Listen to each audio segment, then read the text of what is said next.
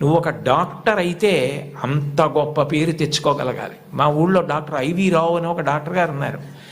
ఆ డాక్టర్ గారిని చూస్తే జబ్బులు తగ్గిపోతాయని తెల్లవారుజామున 4 గంటలకు ఆయన కోసం మంచులో వెళ్ళి నిలబడతారు. ఆయన కూడా అలాగే వైద్యం చేస్తారు. వ్యక్తిగత జీవితమే లేదు. నేను అప్పుడప్పుడు అంటుంటాను, డాక్టర్ గారు మీకు సినిమాలకు వెళ్ళాలని ఉంటుందా అని.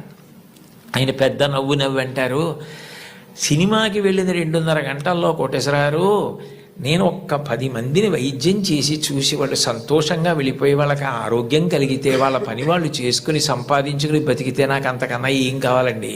సినిమా ఇచ్చే ఆనందం కన్నా ఈ తృప్తి నాకు ఎక్కువ గురువుగారు. ఇది చదువుకున్న వాడికి అది లేకపోతే అనవసరం అన్నారు.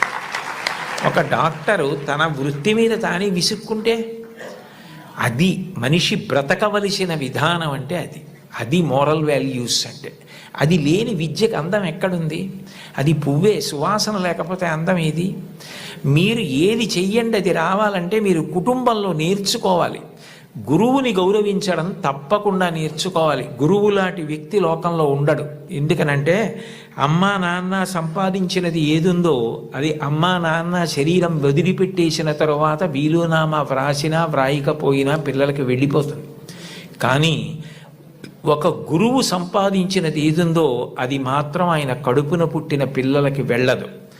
అహరహం రాత్రనక పగలనక కష్టపడి అనేక గ్రంథాలు చదివి జ్ఞాపకం పెట్టుకుని దాన్ని జ్ఞాపకానికి తెచ్చుకుని తాను ప్రభావితుడై ఎవరైనా అడగగానే తాను చెప్పకుండా ఉండలేక గడ్డి తిని తయారు చేసుకున్న పాలని దూడ వచ్చి పొదుగులో గుద్దినంత మాత్రం చేత ఆవు పాలు విడిచిపెట్టేసినట్టుగా తాను ఇంత కష్టపడి నేర్చుకున్న విషయాల్ని లోకహితం కోసం చెప్పే గురువు ఉన్నాడే, అట్లాంటి గురువు లోకంలో దొరకడు.